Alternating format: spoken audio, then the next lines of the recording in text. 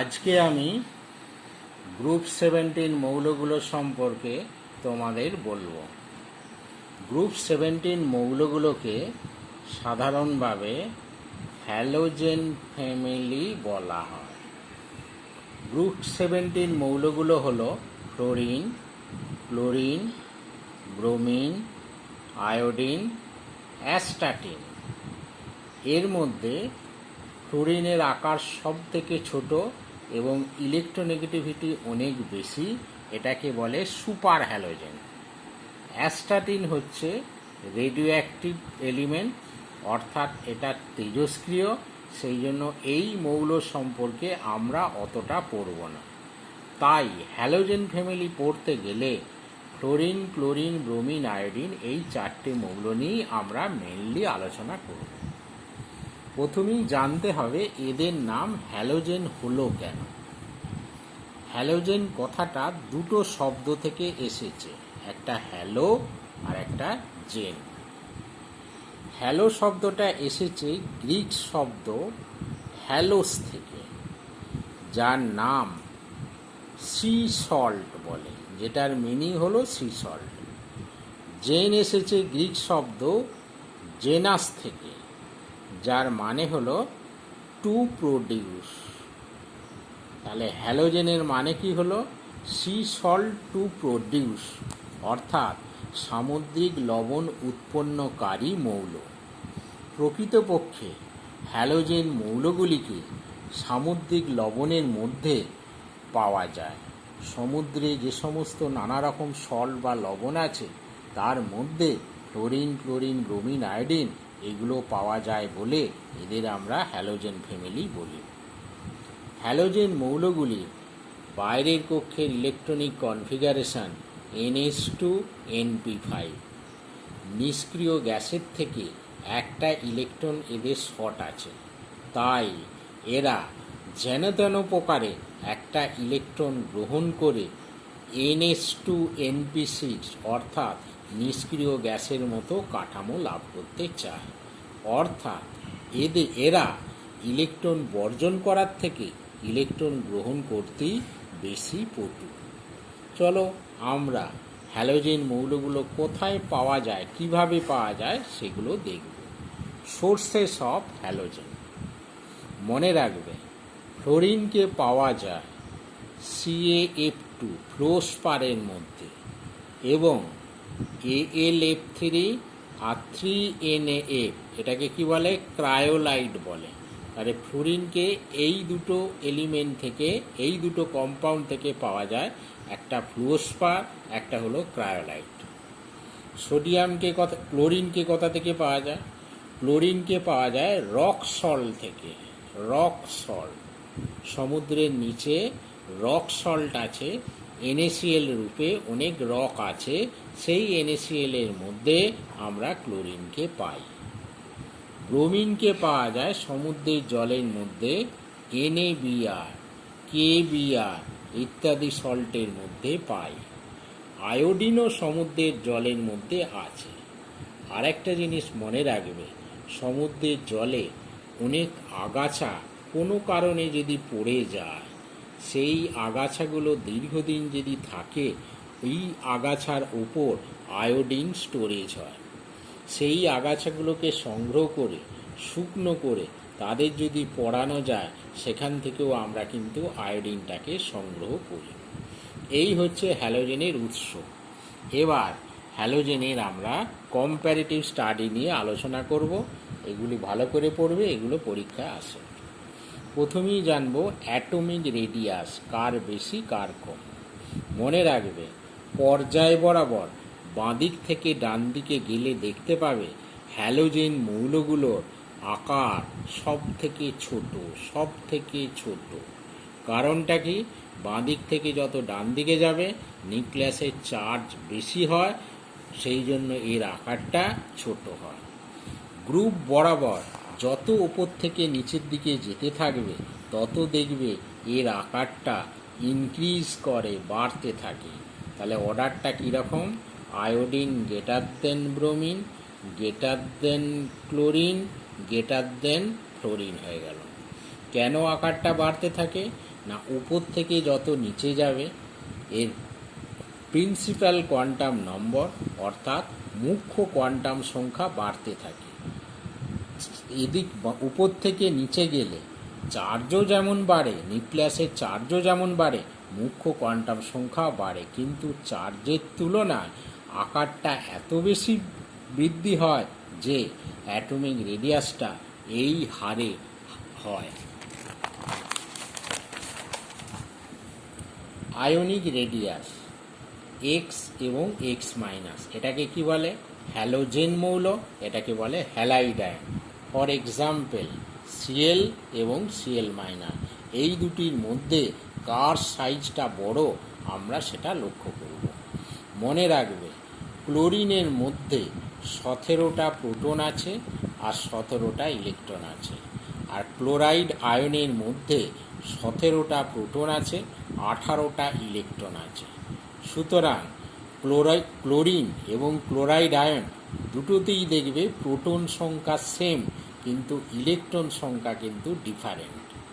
Chloride আয়নের ক্ষেত্রে বলতে পারি প্রতি ইলেকট্রনের ওপর প্রোটনের আকর্ষণের মাত্রাটা অনেকটাই কম বলে নিউক্লিয়াসের সঙ্গে বাইরের কক্ষে আকর্ষণটা কম হয়, তাই সিএল মাইনাসের আকারটা অনেক বড় হয়।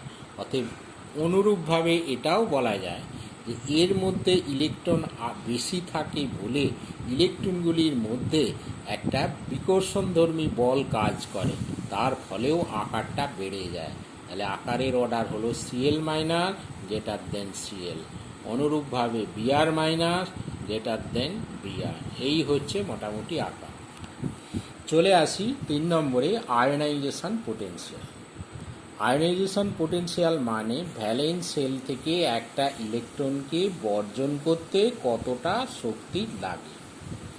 উপর থেকে নিচে গেলে আকারটা বাড়তে থাকে, আকার বাড়লে নিউক্লিয়াস থেকে ভ্যালেন্স সেলের ডিস্টেন্সটা বা দূরত্বটা অনেক বেশি হয়। দূরত্ব বেশি হলে কি হয়? আকর্ষণ বল কমে যাবে, আকর্ষণ বল কমে গেলে আইপিটা অনেক কম হবে। অর্থাৎ ওপর থেকে নিচে গেলে আকারও যেমন বাড়ে, আইপিটাও কি হয়? কম হয়। তাহলে অর্ডারটা কীরকম হবে? না iodine less than bromine less than chlorine less দেন ফ্লোরিন হবে। ইলেকট্রন গেইন এনথালপি, এটা একটু ভালো করে মনে রাখবে। ইলেকট্রন গেইন এনথালপিটা উপর থেকে যত নিচে যাওয়া যায় তত ইলেকট্রন গেইন এনথালপিটা কমতে থাকে। অর্ডারটা কীরকম? অর্ডারের মধ্যে একটা পিকুইলারিটি দেখা যায়। কীরকম? ফ্লোরিনটা সব থেকে বেশি হওয়া উচিত ছিল, কিন্তু দেখা যায় ক্লোরিনের ইলেকট্রন গেইন এনথালপি সব থেকে বেশি, greater than fluorine greater than bromine greater than iodine. কেন হয়? না আয়োডিনের আকার বড় বলে ভ্যালেন্স সেলের থেকে নিউক্লিয়াসটার দূরত্ব অনেক বেশি, তাই ভ্যালেন্স সেলে ইনকামিং ইলেকট্রনটা সহজে গ্রহণ করতে পারে না। এখানে কেন পিকুইলারিটি দেখা গেল লক্ষ্য করো। ক্লোরিনে বাইরের কক্ষের ইলেকট্রন বিন্যাস 3s2 3p5, ফ্লুরিনে বাইরের কক্ষের ইলেকট্রন বিন্যাস 2s2 2p5। ইলেকট্রন গেইন করতে গেলে ফ্লুরিনকে 2p সেলে ইলেকট্রনটাকে নিতে হবে, আর ক্লোরিনকে 3p সেলে ইলেকট্রনটাকে নিতে হবে। আমরা জানি 2pর তুলনায় 3p কক্ষকে আকার বড়, তাই এখানে এর আকার বড় বলে এখানে একটা বিকর্ষণধর্মী বল অপেক্ষাকৃত কম হয়। সেই জন্য ফ্লুরিনের তুলনায় ক্লোরিন ইলেকট্রন গ্রহণ করতে বেশি পারে, তাই ক্লোরিনের ইলেকট্রন গেইন এনথালপির মানটা ফ্লুরিনের থেকে বেশি। নেক্সট পয়েন্টে চলো, ইলেকট্রোনেগেটিভিটি। হ্যালোজেন মৌলগুলোর ইলেকট্রোনেগেটিভিটি যত উপর থেকে নিচে যাব তত আস্তে আস্তে এর মান কমতে থাকে। ফ্লুরিনের ইলেকট্রোনেগেটিভিটি সব থেকে বেশি, পাউলিং স্কেলে এর মান 4, ক্লোরিনে এর মান হচ্ছে 3, ব্রোমিনের মোটামুটি 2.8 আর আয়োডিনের হচ্ছে 2.5। কেন আয়োডিনের কম হলো? না আয়োডিনের আকার বড় বলে ভ্যালেন্স শেলটা নিউক্লিয়াস থেকে অনেক দূরে থাকে। দূরে থাকলে কি হবে না, বন্ডিং ইলেকট্রনটাকে আকর্ষণ করার ক্ষমতা এর অনেক কমে যায়, তাই এর ইলেকট্রোনেগেটিভিটি অনেক কম হয়। মেল্টিং ও বয়েলিং পয়েন্ট, হ্যালোজেন মৌলগুলি মেল্টিং ও বয়েলিং পয়েন্ট নির্ভর করে, মনে রাখবে, তার ভ্যান্ডার ওয়ালস শক্তির উপর। ভ্যান্ডার ওয়ালস শক্তির মান যার বেশি হবে তার মেল্টিং ও বয়েলিং পয়েন্টের মানও বেশি হবে। এখন ভ্যান্ডার ওয়াল ফোর্সের মানও নির্ভর করে তার আণবিক গুরুত্বের উপর। তাহলে যে সমস্ত এলিমেন্টের আণবিক গুরুত্ব বেশি তার ভ্যান্ডার ওয়াল শক্তিও বেশি হবে, তার মেল্টিং পয়েন্টও বেশি হবে। আয়োডিনের পারমাণবিক গুরুত্ব 127, ফ্লোরিনের সেখানে কত? ফ্লোরিনের পারমাণবিক গুরুত্ব হচ্ছে 19। অর্থাৎ উপর থেকে যত নিচে যাব তত আণবিক গুরুত্বের মান দারুণভাবে বাড়তে থাকে। আণবিক গুরুত্ব বাড়লে কি হবে, ভ্যান্ডার ওয়াল শক্তিটাও বেশি হবে এবং মেল্টিং পয়েন্টটাও বেশি হবে। তাহলে অর্ডারটা কীরকম হলো? Iodine greater than bromine, greater than chlorine, greater than fluorine হলো। তারপরে চলে এসো নন মেটালিক ক্যারেক্টার। নন মেটালিক ক্যারেক্টার লক্ষ্য করো, উপর থেকে যত নিচে যাব তত সাইজ বাড়তে থাকে, ইনক্রিজ করতে থাকে। সাইজ বাড়লে কি হবে না, বাইরের সেলটা নিউক্লিয়াস থেকে অনেকটাই দূরে হয়ে যায়। দূরে হলে কি হবে, অ্যাট্রাকশানটা অনেকটাই কমে যাবে, তার ফলে ইলেকট্রন রিলিজ করার ক্ষমতা অনেক বেশি বাড়বে। তাহলে এই বরাবর সাইজটা বেশি হয় বলে ইলেকট্রন সহজে বর্জন করতে পারে বলে ধাতব চরিত্র বা মেটালিক ক্যারেক্টারটা এই বরাবর বেশি, তার মানে অধাতব ক্যারেক্টারটা এই বরাবর কম হবে।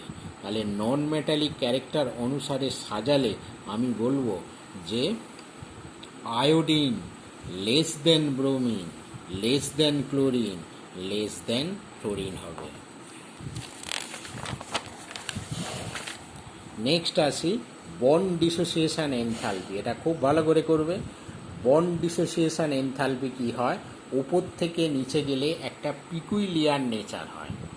প্রথমে আয়োডিন সব থেকে কম, less than chlorine, less than bromine, less than chlorine. তার মানে ক্লোরিনের বন্ড ডিসোসিয়েশন এনথালপি সব থেকে বেশি, যেটা হওয়া উচিত ছিল ফ্লোরিন, সেটা কিন্তু হয় না। কেন হয় না? আয়োডিনের সব থেকে কম কেন লক্ষ্য করো। হ্যালোজেন মৌলগুলির মধ্যে উপর থেকে যত নিচে যাব তত আকারটা আস্তে আস্তে বাড়তে থাকে। আয়োডিনের আকার আই ড্যাশ আই, আয়োডিনের আকার বড় বলে এই বন্ড ডিস্টেন্সটা আই বন্ড ডিস্টেন্সটা অনেক বেশি হয়। বন্ড ডিস্টেন্স যত বেশি হবে বন্ড ডিসোসিয়েশন এনথালপি তত কম হবে, তাই আয়োডিন সহজে বিয়োজিত হয়ে যায়, সেই জন্য এর বন্ড ডিসোসিয়েশন এনথালপি সব থেকে কম হয়। ফ্লুরিনের ক্ষেত্রে লক্ষ্য করো, ফ্লুরিনের ক্ষেত্রে যদিও ফ্লুরিন পরমাণুর আকার সব থেকে ছোট, তাহলে কি হবে, এটা এই রকম খুব ছোট আকার পাশাপাশি থাকে। এখন ফ্লুরিনের ভ্যালেন্স শেলে 7খানা ইলেকট্রন আছে, তাহলে বাকি পড়ে রইল 6টা ইলেকট্রন। এখানে 6টা, এই ফ্লুরিনের মধ্যেও 6টা ইলেকট্রন থেকে যায়। এখন একটা নন বন্ডেড ইলেকট্রন কত রইল, প্রতিটা ফ্লুরিনের মধ্যে 6টা, আর এখানেও কি আছে 6টা। তাহলে এইটুকু জায়গার মধ্যে 6 6 12টা নন বন্ডেড ইলেকট্রন থাকে। সেই ইলেকট্রনগুলির মধ্যে একটা তীব্র বিকর্ষণধর্মী বল কাজ করে, তার ফলে এই বন্ডটা সহজে ভেঙে যায়। তাই ফ্লুরিনের বন্ড ডিসোসিয়েশন এনথালপি কম অনেকটাই। তারপর ব্রোমিন, তারপর কিন্তু ক্লোরিনে দেখা যাবে। কালার, হ্যালোজেন মৌলগুলো বিভিন্ন ধরনের কালার লক্ষ্য করা যায়। ফ্লোরিনের কালার হচ্ছে লাইট ইয়েলো, ক্লোরিনের কালার হচ্ছে গ্রিনিশ ইয়েলো, ব্রোমিনের কালার রেড, আয়োডিনের কালার ভায়োলেট। অর্থাৎ উপর থেকে যত নিচে যায় কালার ইন্টেন্সিটিটা তত বাড়তে থাকে। এখন প্রশ্ন হলো, কেন কালার ইন্টেন্সিটি বাড়তে থাকে? না, মনে রাখবে, কালারের কারণ হলো, কোনো মৌল কালার হবে কি না তার মেন কারণ হলো ইলেকট্রনিক ট্রানজিশন হয়েছে। এখন হ্যালোজেন মৌলগুলি বাইরে থেকে এনার্জি শোষণ করে কি করে, ইলেকট্রনগুলো বাইরের কক্ষ থেকে, মানে বাইরের কক্ষের ইলেকট্রনগুলি এনার্জি বা লাইট শোষণ করে পরবর্তী উচ্চতর কক্ষপথে যায়, এবং সেখান থেকে যখন ইলেকট্রনের ট্রানজিশন হয় তখনই কিন্তু কালারগুলো দেখা যায়। হ্যালোজেন মৌলগুলির মধ্যে আয়োডিনের আকার সব থেকে বড় বলে নিউক্লিয়াস থেকে ভ্যালেন্স শেলের ডিস্টেন্সটা অনেকটাই বেশি। তার ফলে এদের মধ্যে আকর্ষণটা অনেকটাই কম। আকর্ষণ দুর্বল বলে বাইরে থেকে সামান্য শক্তি পেলেই এই ইলেকট্রনটা পরবর্তী হায়ার স্টেটে চলে যেতে পারে এবং সেখান থেকে ইলেকট্রনিক ট্রানজিশন ঘটতে পারে। কিন্তু ফ্লোরিনের আকারটা ছোট বলে ভ্যালেন্স শেল থেকে নিউক্লিয়াসের দূরত্বটা অনেকটাই কম। তার ফলে এর ইলেকট্রনিক ট্রানজিশন সহজে হয় না, বা হতে গেলে প্রচুর পরিমাণ শক্তি একে শোষণ করতে হবে। তাই আয়োডিনের কালার ইন্টেন্সিটি অনেকটাই বেশি, ফ্লোরিনের কিন্তু অনেকটাই কম। চলে আসি অক্সিডেশন স্টেট বা জারণ সংখ্যা। হ্যালোজেন মৌলগুলোর বিভিন্ন ধরনের জারণ সংখ্যা দেখা যায়। ফ্লোরিনের একমাত্র বিভিন্ন ধরনের জারণ সংখ্যা দেখা যায় না, একটাই হয় +1। ক্লোরিন, ব্রোমিন, আয়োডিন এদের ক্ষেত্রে অনেক কটা জারণ স্তর দেখা যেতে পারে। কত হতে পারে? +1, +3, +5, +7 এতগুলি জারণ স্তর দেখা যেতে পারে। কেন দেখা যায় লক্ষ্য করো। হ্যালোজেনের বাইরের কক্ষের ইলেকট্রন বিন্যাস NH2, NP5, ND0, অর্থাৎ এদের ডি অরবিটালটা ফাঁকা থাকে। হ্যাঁ, মনে রাখবে ফ্লোরিনের অক্সিডেশন স্টেট -1, আর যেহেতু ডি অরবিটালটা ফাঁকা থাকে, বিভিন্ন অবস্থায় NH কক্ষ থেকে বা NP কক্ষ থেকে ইলেকট্রনগুলো ডি অরবিটালে স্থানান্তরিত হতে পারে। লক্ষ্য করো, এই হচ্ছে অরবিটাল, ভ্যালেন্স শেলে 7খানা ইলেকট্রন আছে। তাহলে গ্রাউন্ড স্টেটে একটা আনপেয়ার্ড ইলেকট্রন আছে বলে এই অবস্থায় হ্যালোজেনে জারণ সংখ্যা +1। উত্তেজিত অবস্থায় একটা ইলেকট্রন NP থেকে ND স্তরে উন্নীত হয়। তাহলে এখান থেকে একটা ইলেকট্রন এখানে চলে গেলে কি পড়ে রইল? এটা যেমন ছিল রইল, একটা এখান থেকে চলে গেছে, 3টে আনপেয়ার্ড ইলেকট্রন, সেই জন্য এদের অক্সিডেশন লেভেল কত? +3। এটাকে কি বলে? ফার্স্ট এক্সাইটেড স্টেটে 3টে আনপেয়ার্ড ইলেকট্রন আছে বলে এদের অক্সিডেশন নাম্বার +3।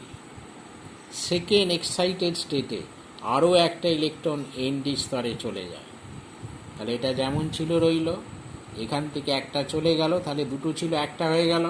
আর একটা যখন চলে গেল, দেখো সেকেন্ড এক্সাইটেড স্টেটে 5টা আনপেয়ার্ড ইলেকট্রন হয়ে গেছে, এই জন্য এটা +5। থার্ড এক্সাইটেড স্টেটে NS থেকে ইলেকট্রন আবার একটা ND স্তরে চলে যায়। তাহলে কি হয়ে গেল? সব কটা ইলেকট্রন আনপেয়ার্ড হয়ে গেল। সেই জন্য বলতে পারি 7খানা আনপেয়ার্ড ইলেকট্রন, তাই হচ্ছে +7। তবে আয়োডিনই মেনলি +7 বা +5 গঠন করে, অন্যগুলো অতটা স্থায়ী নয়। তোমরা বিষয়টা ভালো করে পড়বে, তাহলেই বুঝতে পারবে।